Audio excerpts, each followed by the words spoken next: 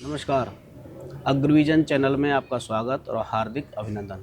आप देख रहे हैं कार्यक्रम स्वदेश, एक ऐसा कार्यक्रम जिसमें हम बात करते हैं भारत की, भारतीय संस्कृति, भारतीय परंपराओं और उन महान विभूतियों की जिन्होंने देश को किया गौरवान्वित। और आज जिस महान विभूति की बात कर रहे हैं, उनका आज जन्मदिन है और उनकी लिखी हुई रचना जो आज जन जन के लिए एक प्रेरणा स्रोत है, रामायण, उसके बारे में बात करेंगे। और बात करने के लिए हमारे साथ हैं शिक्षाविद, राष्ट्र प्रथम की भावना रखने वाले, चिंतक, विचारक, राष्ट्रवादी डॉक्टर नंदकिशोर गर्ग। डॉक्टर साहब नमस्कार, स्वागत है आपका। डॉक्टर साहब, महर्षि वाल्मीकि, हर आदमी उनसे जानता है कि उन्होंने रामायण की रचना की। उनकी जो रामायण है वो आज के युग में कितनी प्रासंगिक है? युगों युगों तक प्रासंगिक रहेगी, क्योंकि वो एक सच्चाई है, जीवन दर्शन है। भारत का वाङ्मय जो वेदों के बाद सबसे ज़्यादा चर्चा करता है तो वो रामायण, महाभारत और महाभारत का एक हिस्सा गीता। उनको जो अध्ययन कर लेगा उसको संपूर्ण विश्व का ज्ञान मिल जाएगा, ये मान्यता है। महर्षि वाल्मीकि का जन्म उत्सव कह दें, प्रगट उत्सव कह दें, वो राम के समकालीन से भी थोड़े से आयु में बड़े हैं, क्योंकि उन्होंने जो कुछ लिखा है वो देखा है, कल्पना नहीं है, मैथोलॉजी नहीं है, सच्चाई है। और महर्षि वाल्मीकि के जो स्थान है वो आज भी बिहार के अंदर वो स्थान निश्चिंत हैं। महर्षि वाल्मीकि के बारे में अलग अलग किद्वंतियाँ लोगों ने जोड़ी होंगी जी।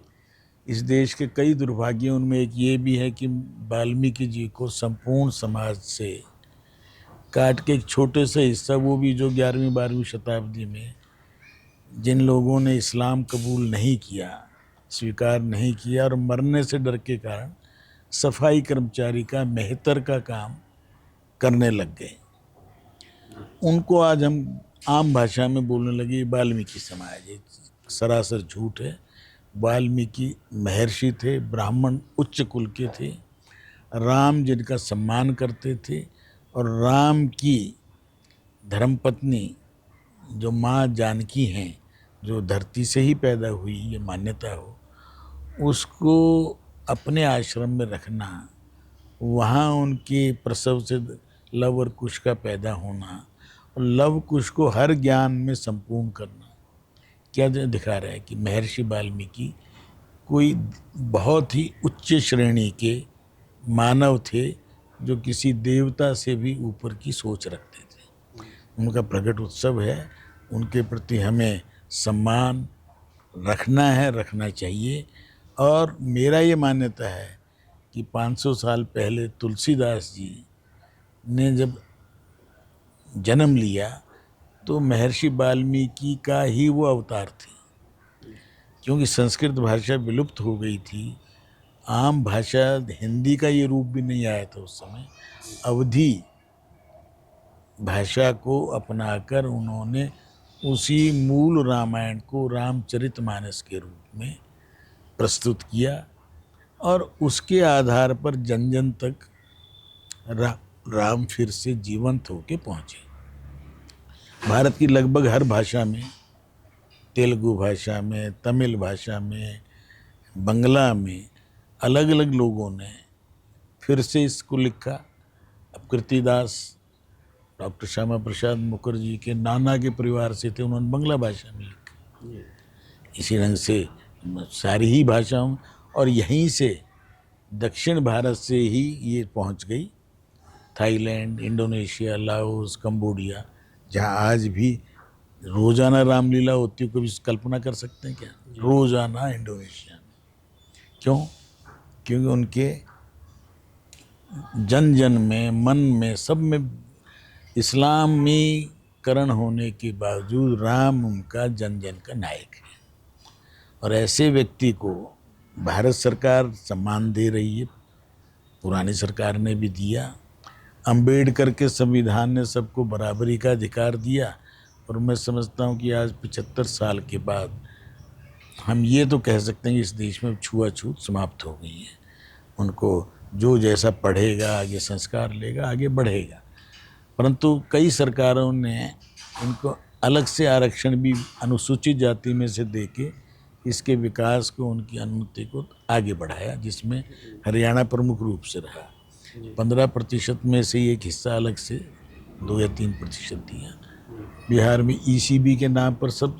परंतु मुझे लगता है कि आने वाले 10 साल में जिस हिसाब से आज हमारा प्रगति है, गरीबी हट रही है, सबको सब सुविधाएं सुलभ हो जाएंगी, तो ये आरक्षण का भी जो थोड़ा कलंक है वो हटेगा।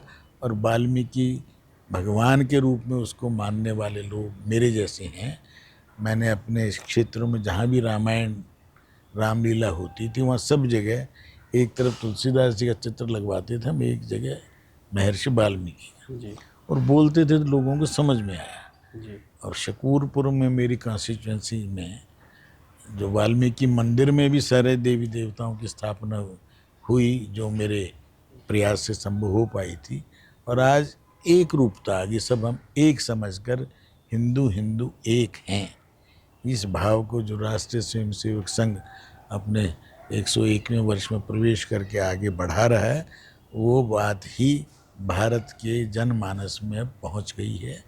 और प्रगट उत्सव है उनका, जन्मदिन है, केवल छुट्टी मनाने के नहीं, हम एक दूसरे के निकट जाएं, एक दूसरे को समझें और मान सम्मान के साथ सब बराबर में बैठ के इकट्ठे भोजन करें, इकट्ठे विचार करें, तो भारत में एकता बढ़ेगी और भारत की प्रगति तेजी से हो सकेगी। डॉक्टर साहब, अभी कुछ दिनों पहले रामलीला का मंचन हुआ, हर जगह पर रामलीला हो रही थी। तो रामलीला जैसे रामायण है, रामायण में 7 कांड हैं।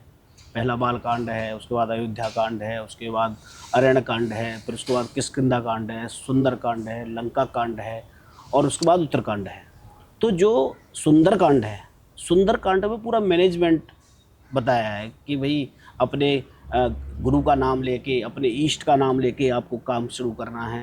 वहाँ पे एक जो आप उसमें रहें, राजनीति में रहें, तो हमारा जो राजदूत है, जो हमारा आदमी है, वो अपने राजदूत की भूमिका क्या है, अंगद ने राजदूत की भूमिका निभाई थी। आप किस तरह से बताएंगे आज के बच्चे उस रामायण का अनुसरण अपने पढ़ाई में कैसे करें? बच्चों को पहले अनुसरण कराने के लिए हमें अपना भाव बनाने पड़ेंगे। अध्यापकों को वो उतनी नॉलेज होनी पड़ेगी, होनी चाहिए, है नहीं ना। इंडियन फॉरेन सर्विस के लिए कम से कम क्रैश प्रोग्राम चुनने के बाद ही उनका करा देना चाहिए कि मैनेजमेंट में भी विदेशी मामलों में कैसे हमने बातचीत करनी, कितना कॉन्फिडेंट रहना है, सामने को मेरी कमजोरी पता ना चले, जब भी तो मैं वार्तालाप में सफल हूँगा। मैं यहाँ एक उदाहरण दे सकता हूँ। जनरल जैकब, बहुत लोगों ने नाम नहीं सुना होगा, यहूदी थे। बांग्लादेश के युद्ध के असली यदि कोई एक हीरो हो तो वो जनरल जैकब थे।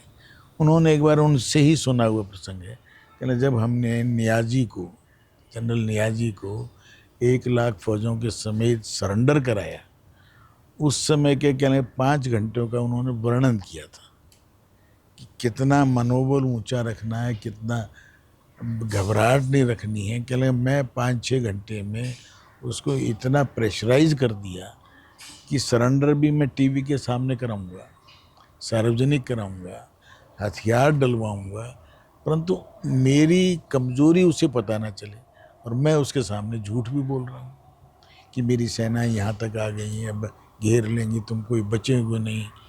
तो ये किससे सीखा?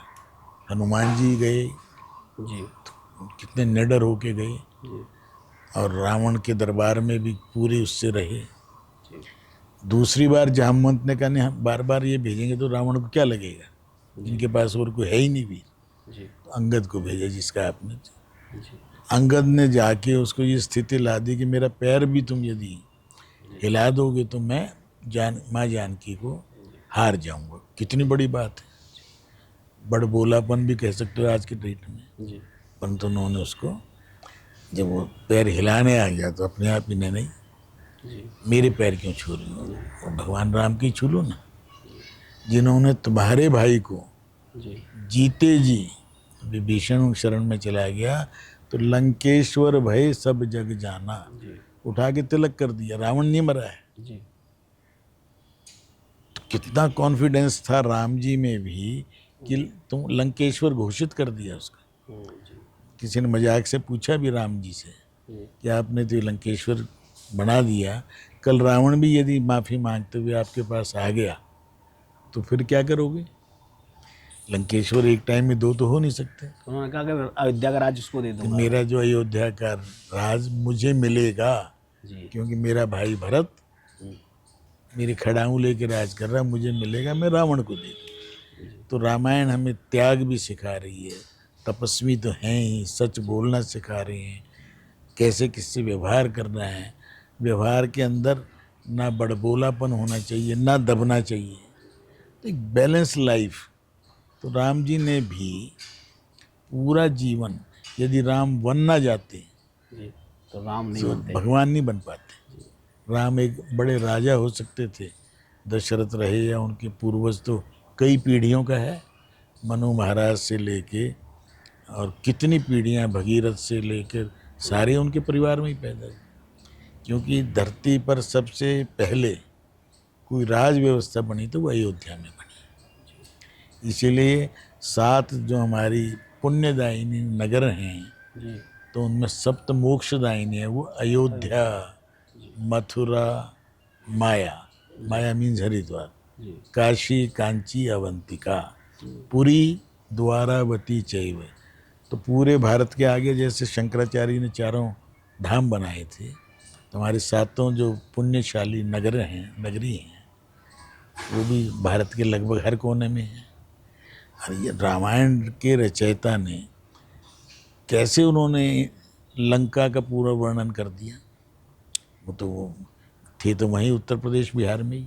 जी इसका मतलब वो दूरदृष्टि थे, त्रिकालदर्शी थे। या उस समय भी जैसे संजय देव के महाभारत का युद्ध, तो पहले युग में भी कोई व्यवस्था रही होगी। तो वाल्मीकि को कैसे उन्होंने माँ को रखा अपनी बेटी की तरह, जानकी, जी लव और कुश को कैसे उनको धनुष ये सब कुछ सिखाया, और लेके जा रहे हैं राम के दरबार में, स्वयं लेके गए हैं उनके सामने, उनका जीवन उनसे सुनवा रहे हैं। हे राम तुम्हारी रामायण जब तक होगी संपूर्ण नहीं। संपूर्ण रामायण बहुत अच्छा गीत था। लोगों को ये सारा रामलीलाओं के माध्यम से ज्ञान हो रहा है, बड़ी अच्छी बात है। रामानंद सागर ने इस युग में फिर से वाल्मीकि भगवान और जो काम तुलसीदास जी ने किया था, फिर दोबारा से इस हमारे युग में भी उसको जीवंत दिखा दिया, इसीलिए वो भी अमर हो गए। तो राम का तो नाम लेने वाला अमर होगा ही होगा। इसीलिए कहते हैं ना, मरा मरा बोल के भी वो 10 बार बोल दो तो राम ही निकलता है मुंह में। तो राम की महिमा, तुलसीदास जी ने जिनको बिल्कुल भगवान बना के, भगवान भी ऐसा जिसका अनुकरण किया जा सकता है। बहुत बहुत धन्यवाद।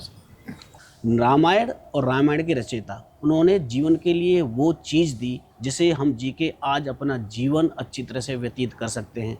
और निश्चित तौर पर अगर हमें जीना है तो हमें रामायण को पढ़ना पड़ेगा, हमें रामायण का अनुसरण करना पड़ेगा। इसी के साथ मुझे दीजिए अनुमति, हमारे चैनल को सब्सक्राइब कीजिए और शेयर करना न भूलें। नमस्कार।